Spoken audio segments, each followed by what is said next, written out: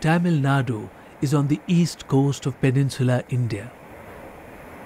This state has been a great cradle of Indian culture, and many ancient traditions of dance, music, architecture and lifestyle continue and flourish here till today.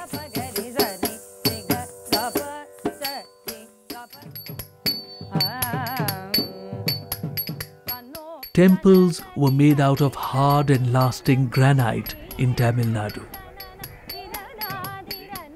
There is an amazing continuity seen in the styles of temple building here, from Pallava times in the 7th century, through the rule of the Cholas and the Nayaks, up to the Maratha period in the 19th century. This makes this region unique in the country. In the Tamil area, we have quite a chronology of the development of temple architecture. Under the Pallavas in the 7th and 8th centuries, we have the transition from rock-cut Hindu spaces, so-called cave temples, to structural temples. One of the early chief examples is the short temple at Mabalapuram overlooking the Bay of Bengal.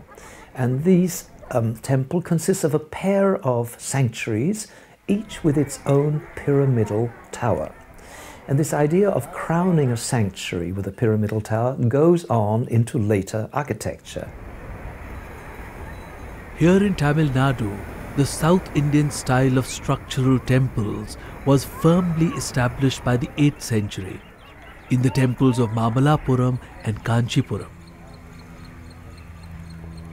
Above the shrine is a storied pyramidal tower. Pillared mandapas or halls were added later to the temples to accommodate worshippers. The positions of wall niches with deities, their orientation and other details were set out in texts called the Agamas. By the time of the Cholas in Tamil Nadu, the temple walls had become repositories of a pantheon of deities.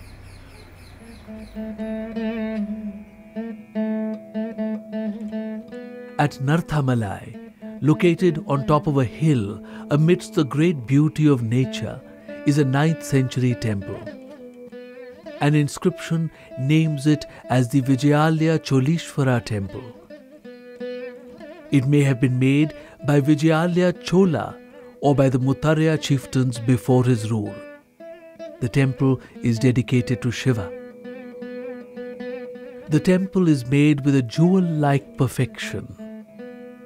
The temple itself and every sculpture on it serve to take us away from mundane concerns to a world filled with a sense of grace.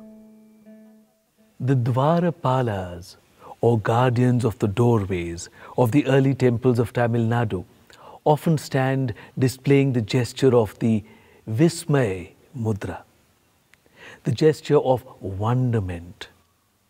For indeed, it is a sense of wonder at the beauty of the whole of creation which fills the world of the early temples.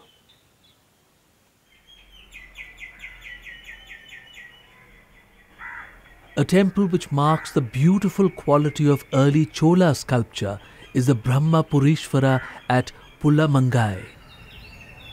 The temples of this period were not very large. The purpose was not to inspire awe through size and grandeur. It was to take us to the world of gentleness which can be found within us. The grace of the figures and their profoundly peaceful expressions awaken a sense of the sublime. The figures are fully occupied with the miracle of creation and the sense of stillness which comes from this absorption.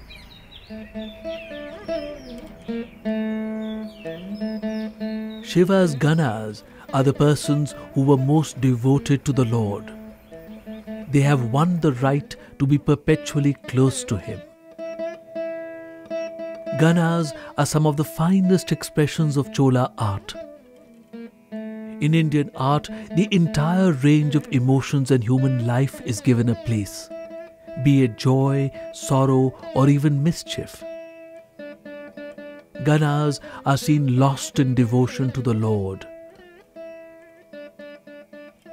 On the south wall of the Ardha Mandapa or hall, we see Ganesha, also known as Ganapati, the leader of the Ganas who are made around him. A central motif in Indian art is the human figure riding on a vyal or leogryph. He is born by the majestic power of the courage within us. Moovarkoil is the name of the 2 remaining Shiva temples out of 3 which were made at Kodambalur. These present a perfect balance between a dignified majesty of the spirit and the joy contained in it.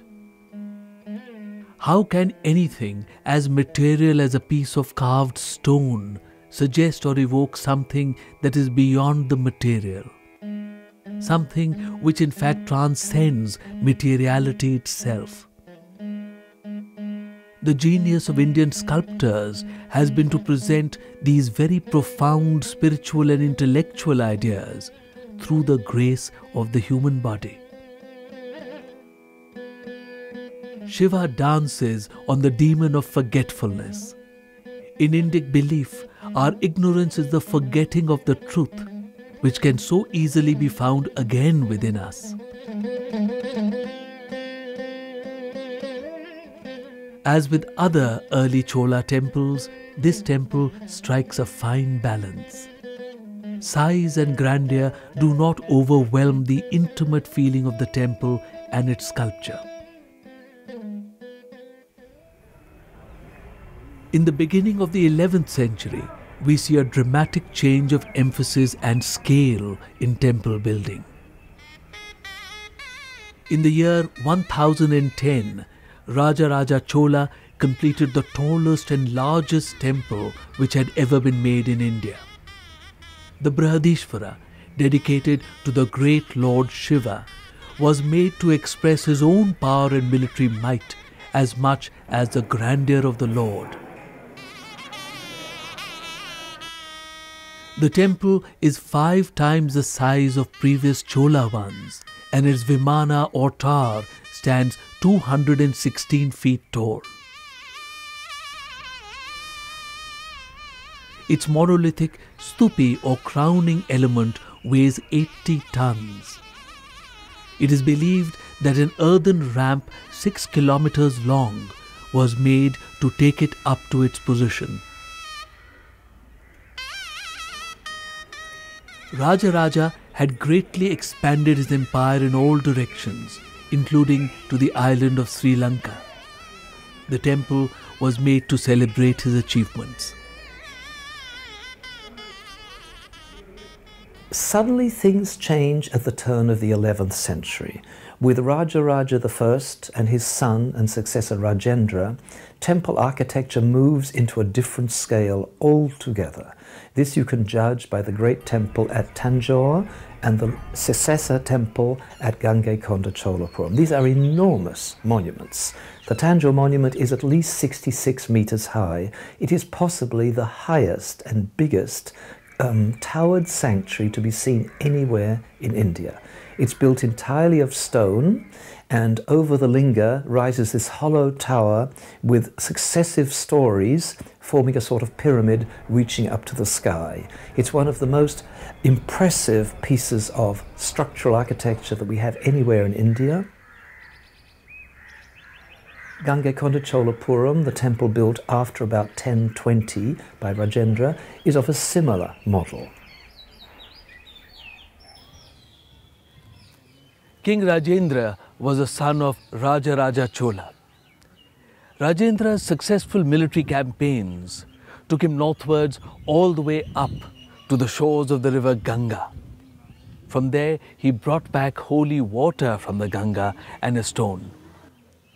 He founded a capital city 80 kilometers north of Thanjavur, which he called Gangaikonda Cholapuram, which means the city of the Chola who conquered and brought back the Ganga.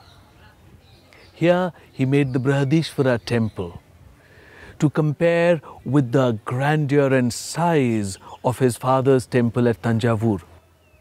However, the Brihadishvara temple here is only 180 feet, whereas the one at Tanjavur is 216 feet high. However, the curving tower of this temple is unique and very beautiful. Numerous niches made around the Vimana house a large number of iconic sculptures.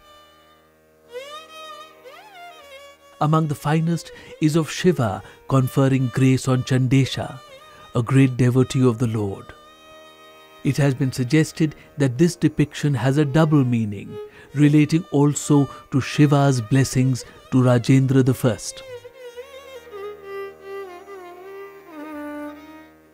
The grand scale of later Chola temples is also seen in the Airateshwara temple at Dharasuram, made by King Rajaraja Chola II in the 12th century.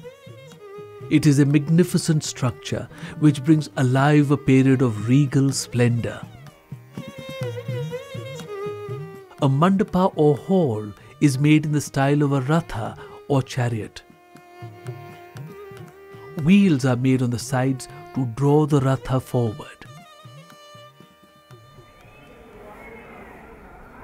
The grand Brihadishvara temples at Tanjavur and at Gangaikonda Cholapuram, made in the 11th century, mark the height of the development of temples under the Cholas. Besides the tower and the mandapa, high gopuras or entrance gateways were made. These were to become the models for the impressive temples of South India, which were to follow in later centuries. In this time, the role of the temple was also expanded to make it a major cultural and social institution. Inscriptions at the Tanjavur temple record innumerable grants and gifts which were made to the temple. Arrangements were made and housing colonies were created to accommodate 400 dancers, musicians and others who were employed for the daily temple rituals. Naturally, the architecture of the temple grew in keeping with its expanding role in the life of the community. Thereafter, temple architecture is reduced in scale. Brick is used then for the towers, but the gateways start to emerge as the dominant architectural characteristics. If you go to Chidambaram, for example, which is the famous temple of dancing Shiva, there you will see 4 immense gateways, or gopuras as they're called in the Tamil zone. These date from the 12th and possibly the early 13th century. These are higher and more impressive pieces of architecture than the actual sanctuary of the temple itself, which is rather like a hut built of wood and covered with metallic tiles. And so it goes into later Chola architecture like Dharasuram. The towered sanctuary is not as impressive as the gateways. Further developments of the temple complex occurred under the Vijayanagara kings, who ruled from the capital at Hampi in present-day Karnataka. In the 16th century, monumental temples were constructed under them in a style which became characteristic of Vijayanagar. Imposing gateway towers were made, which were much taller than those above the shrines. These were visible from afar and reflected imperial magnificence as well as the grandeur of the divine.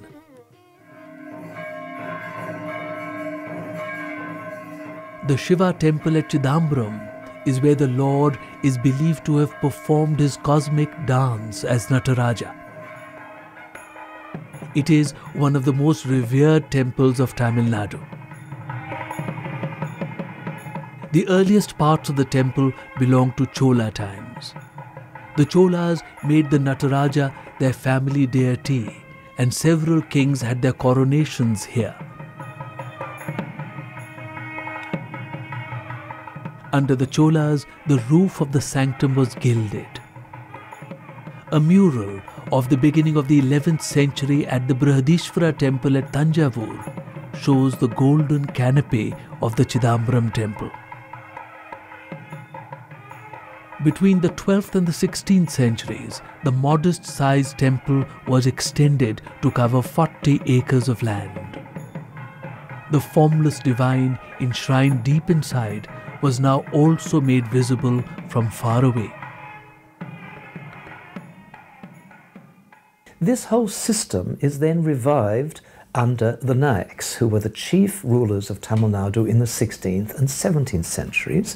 The Srirangam temple that we just mentioned, the Madurai Temple, these mostly owe their present-day form to architecture of this period.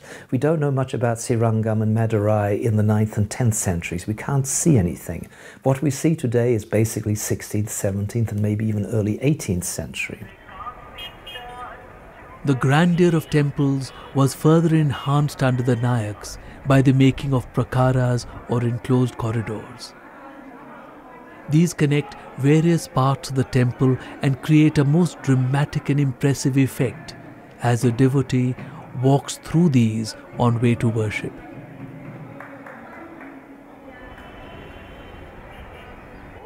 The most famous of these is at the Shiva Temple of Rameshwaram. The temple has approximately 1 kilometer of corridors. Each of the several hundreds of pillars is elaborately carved.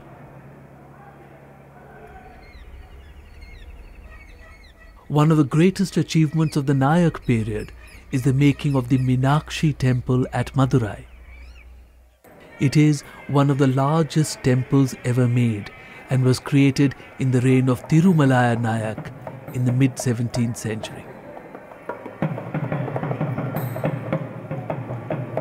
The complex is built around 2 shrines. One is dedicated to Shiva as Sundareshwara, the beautiful Lord. The other is dedicated to his spouse Parvati as Meenakshi, the fish-eyed one.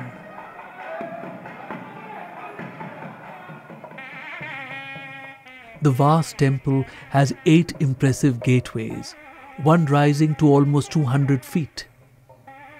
These are each covered with several hundreds of sculptures.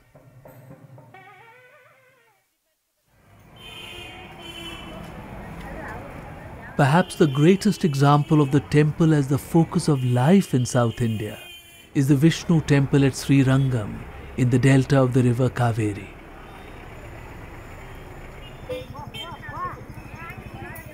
There was a temple here in the 7th or 8th century. The 12 Vaishnav saints, the Alvas, sang more in praise of this temple than of any other. The present structures date from its reconstruction in 1371 onwards. The temple reached its final shape in the 17th century, when Srirangam became a capital of the Nayaks. The temple complex measures 878 meters by 755 meters, and it is the largest in India. It has 21 gopuras, not all of which were completed. And at Srirangam, we have this complete succession of towered gates leading all the way into the innermost sanctuary, which is quite a modest structure. But the gates are absolutely enormous structures. In fact, the largest of them was left unfinished in the 17th century and only completed in about 1985. And I think it's almost the tallest towered building that we have in the Tamil area. So this tradition of gigantic architecture is relocated to the peripheries of the temple zone, to the gates. So you have these diminishing towers as you proceed into the temple. The towers get lower and lower until you reach the most sacred spot, which can be quite modest architecturally, like at Srirangam, where the sanctuary which accommodates the reclining form of Vishnu is covered just with a little barrel vaulted roof, but of course it's gilded, so it looks very special. The Ranganathaswamy Temple is the largest functioning Hindu temple of the world.